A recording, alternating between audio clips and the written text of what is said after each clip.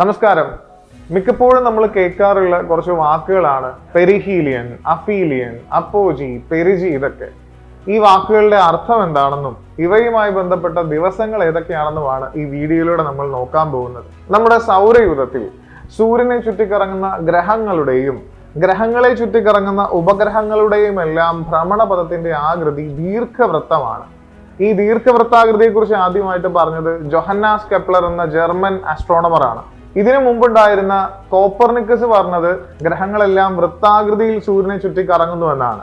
കോപ്പർനിക്കസിന്റെ theory വെച്ച് നോക്കുകയാണെങ്കിൽ എല്ലാ ഗ്രഹങ്ങളും സൂര്യനും തമ്മിലുള്ള ദൂരം എപ്പോഴും തുല്യമായിരിക്കണം. ഉദാഹരണത്തിന് എല്ലാ സമയത്തും സൂര്യനും ഭൂമിയും തമ്മിലുള്ള ദൂരമെല്ലാം തുല്യമായിരുന്നിരിക്കണം. പക്ഷെ അങ്ങനെയല്ലല്ലോ. ഭൂമി സൂര്യനെ ചുറ്റി കറങ്ങുന്നത് ദീർഘവൃത്താകൃതിയിലായതിനാൽ ഭൂമിയും സൂര്യനും അടുത്ത് വരുന്ന സമയം ഉണ്ടാവും, ഭൂമിയും സൂര്യനും അകന്നു വരുന്ന സമയം ഉണ്ടാവും. ഇനി ഈ വാക്കുകളൊക്കെ ഒന്ന് പ്ലേസ് ചെയ്ത് നമുക്ക് നോക്കാം. പെരി എന്ന വാക്കിന്റെ അർത്ഥം അടുത്ത് എന്നാണ്. അപ്പ് എന്ന വാക്കിന്റെ അർത്ഥം അകന്ന് എന്നാണ്. അപ്പൊ പെരി അടുത്ത്, അപ്പ് അകന്ന്, അങ്ങനെയാണ്. പെരി ഹീലിയൻ എന്ന് ആലോചിച്ച് നോക്കിയേ. പെരി പിന്നെയുള്ള വാക്ക് ഹീലിയൻ എന്നാണ്. അടുത്ത്, അതിനുശേഷം ഹീലിയൻ അഥവാ സൂര്യൻ. ഹീലിയോ എന്ന് പറഞ്ഞാൽ സൂര്യൻ എന്നർത്ഥം. പെരി ഹീലിയൻ എന്ന് പറഞ്ഞാൽ സൂര്യനോട് ആരെങ്കിലും അടുത്ത് വരുന്നു. അപ്പ് ഹീലിയൻ എന്ന് പറഞ്ഞു കഴിഞ്ഞാൽ സൂര്യനോട് ആരെങ്കിലും അകന്നു വരുന്നു എന്നാണ് അർത്ഥം.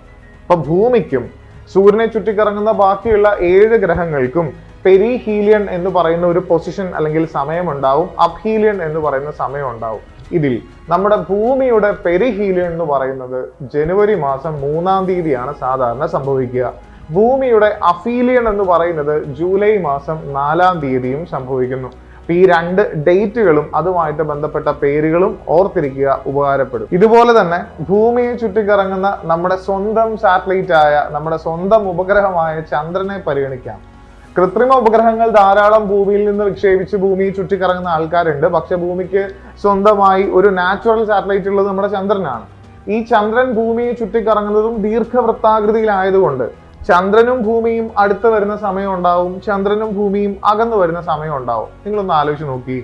സൂര്യനുമായി ഭൂമി ഏറ്റവും അടുത്ത് വരുന്ന സമയത്തെ ഭൂമിയുടെ പെരി ഹീലിയൻ എന്ന് വിളിച്ചെങ്കിൽ ചന്ദ്രനും ഭൂമിയും ഏറ്റവും അടുത്ത് വരുന്ന സമയത്തെ നമുക്ക് എന്തെന്ന് വിളിക്കാം? ചന്ദ്രന്റെ പെരി ഡാഷ് എന്ന് വിളിക്കണം. ചന്ദ്രന്റെ എന്താണ്? ചന്ദ്രന്റെ പെരി ഭൂമി അഥവാ പെരി ജിയോ അഥവാ പെരി ജി എന്നാണ് വിളിക്കേണ്ടത്. അതുപോലെ ചന്ദ്രനോട് ഏറ്റവും അകന്ന് ഭൂമി വരുന്ന സമയം, അല്ലെങ്കിൽ ഭൂമിയോട് ചന്ദ്രൻ ഏറ്റവും അകന്ന് വരുന്ന സമയത്തെ അപ്പ് ചേർത്ത് വിളിക്കണം. അതിനെ അപ്പോജി എന്നാണ് വിളിക്കുക.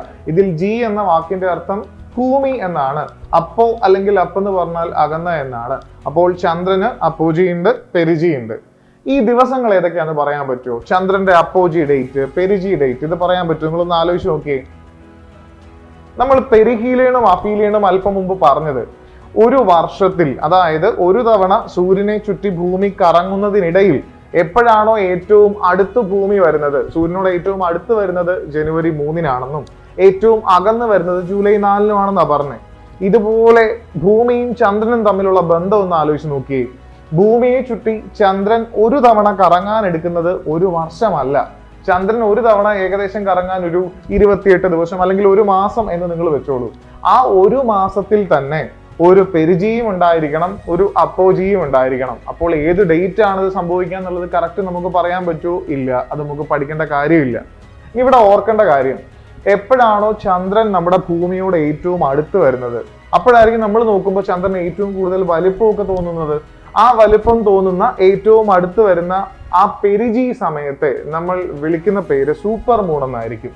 ഇതുപോലെ ചന്ദ്രൻ ഏറ്റവും അകന്നു വരുന്ന സമയത്തെ അന്നേരം കുഞ്ഞതായിട്ടായിരിക്കും, താരതമ്യേന ചെറുതായിട്ടായിരിക്കും നമ്മൾ ചന്ദ്രനെ കാണുന്നത്. അതിനെ നമ്മൾ മൈക്രോ മൂൺ എന്നും വിശേഷിപ്പിക്കാറുണ്ട്.